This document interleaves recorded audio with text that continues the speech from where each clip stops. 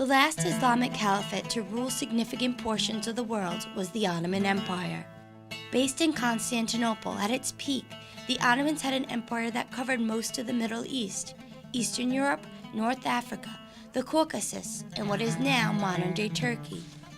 At the outbreak of World War I, they sided with Germany.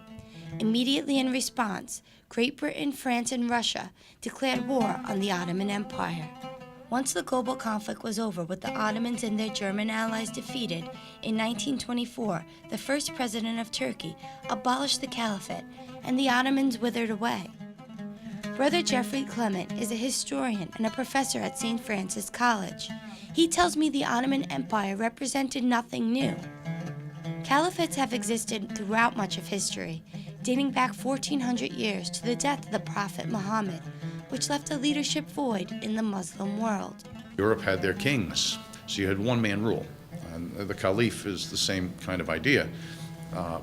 In the case of Islam, he's supposed to be the successor to Muhammad, because politics and religion are really two different sides of the same coin in the Islamic world, and they were in medieval Christian Europe as well. With the dawn of Al-Qaeda, Osama bin Laden declared the terror organization's ultimate goal to be the establishment of what he called the righteous caliphate of our Ummah, a word from the Quran that means a world ruled by Muslims. Bin Laden's mentor and today's Al-Qaeda leader, Ayman al-Zawahiri, believes that once the caliphate is reestablished, Egypt will become the rallying point for all of the Islamic world, and from there, the final jihad against the West will be launched. Brother Clement tells me this fanatical concept of a caliphate turns history on its head. It's very different from the historical processes. Yes, there was military conquest, certainly, but not extermination. Non-Muslims clearly occupied a second-class status. You had to pay a certain tax called the dhimmi, which Muslims did not have to pay. It was also a mark of your inferior status and your subjugation. You weren't forced to convert or anything like that, but many people did, whether for genuine religious reasons or political and economic ones. With over 500,000 people fleeing from just Mosul alone, past patterns show that once Middle Eastern Christians flee to the West, they do not return.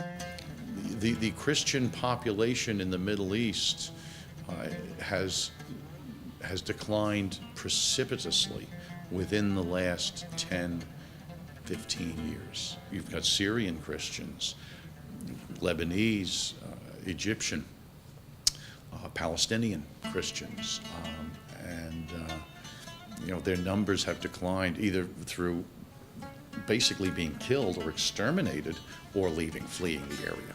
Many of the Christians who had previously survived Iraq's religious persecution found refuge in Mosul, a site with a 2,000-year-old Christian history. It is widely considered by Christians the last place of resort inside Iraq. For Currents, I'm Michelle Powers.